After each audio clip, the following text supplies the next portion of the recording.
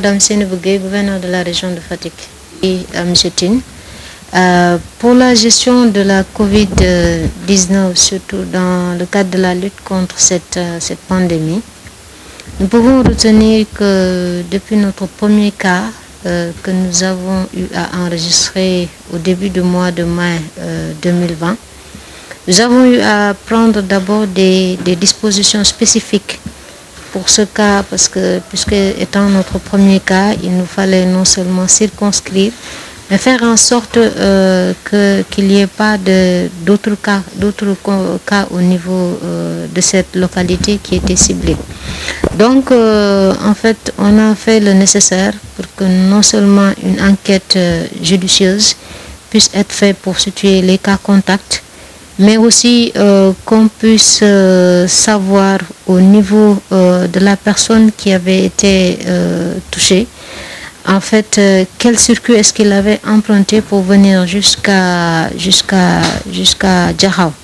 Étant entendu bien évidemment qu'il venait tout juste de Dakar. Donc on a fait le nécessaire, et c'est vrai que depuis notre premier cas, nous avons pu constater quand même qu'à l'image de toutes les autres localités du Sénégal, qu'il y a une évolution qu'on n'aurait pas souhaitée, parce qu'une évolution était signe pour nous plutôt de ne pas avoir d'autres cas. Mais puisque c'est une maladie tellement contagieuse que finalement aujourd'hui au niveau de la région, suite à ce premier cas et avec les dispositions qui ont été prises, parce qu'il est utile de rappeler que nous avons des instances de coordination au niveau régional, départemental et dans les arrondissements, qui nous permettent aujourd'hui non seulement de travailler sur des dispositions, mais aussi de faire des stratégies surtout pour lutter contre cette pandémie.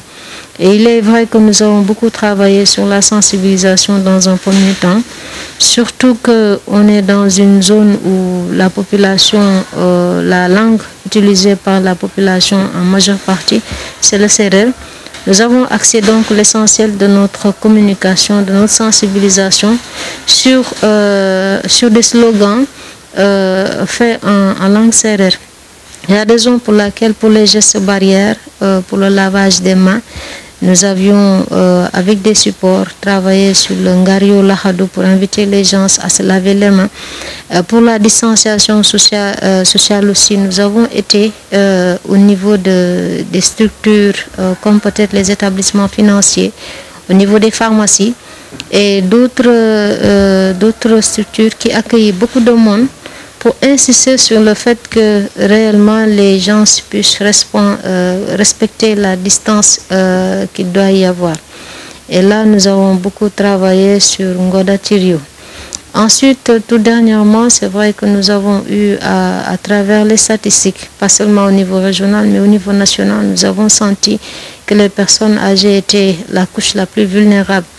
Cause pour laquelle nous avons insisté, fait une caravane même de sensibilisation à l'endroit de ces personnes âgées, mais aussi de leur entourage proche, pour qu'ils puissent savoir aujourd'hui que ces personnes-là véritablement sont très touchées par cette pandémie. Et nous devons aujourd'hui de les protéger. Donc c'est la raison pour laquelle nous avions aussi lancé Fati Ar Makwein.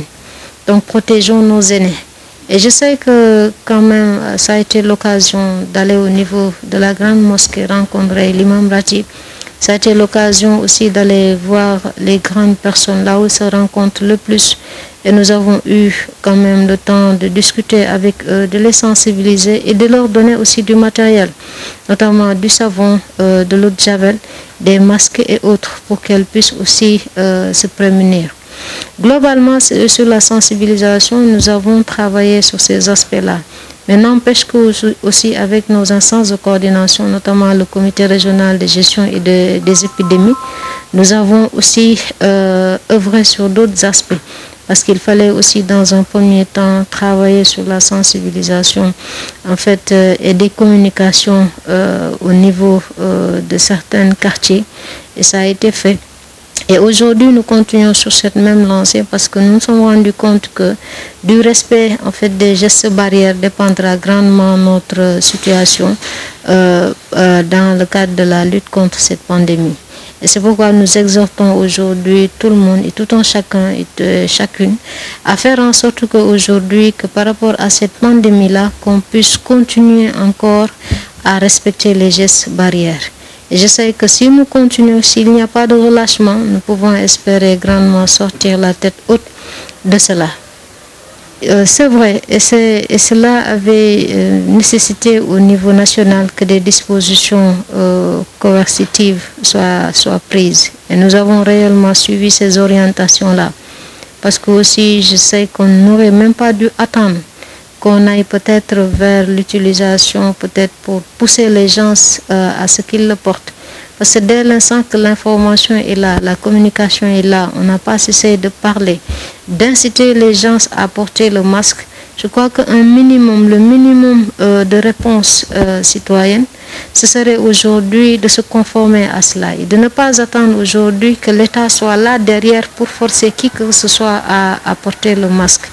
Dès l'instant que c'est un problème de santé publique qui se pose, je crois que chacun doit jouer sa partition. Et cette partition, elle doit être d'abord responsable, elle doit être citoyenne, elle doit permettre aujourd'hui de se protéger, mais de protéger les autres. Parce qu'aussi, je crois que quand nous sommes dans une logique d'aller de l'avant, nous devons garantir dans un premier temps notre santé. Je sais qu'à situation exceptionnelle, il faudrait que chacun se conforme réellement à ce que la situation du moment nous dicte. Parce qu'on ne peut pas toujours faire ce qu'on veut, surtout qu'on est dans un État organisé. Donc je sais qu'aujourd'hui, c'est légitime de venir dire que voilà, nous voulons peut-être aller à la plage et autres. Mais si les conditions ne sont pas réunies, si aujourd'hui le fait d'aller à la plage, vous mettez votre vie même en danger et celle des autres et de vos proches en danger, vous ne devez même pas attendre qu'on vous dise de rester chez vous. Je crois qu'en toute responsabilité, peu importe l'âge qu'on peut avoir, il faut aujourd'hui comprendre que c'est une nécessité de se sauver, de sauver les autres. Et pour cela, je crois que la meilleure des choses à faire, c'est de faire en sorte aujourd'hui de ne pas attendre qu'on vous force à faire une chose pour aider les populations, mais de faire en sorte que vous-même soyez assez responsable pour aider cette population-là.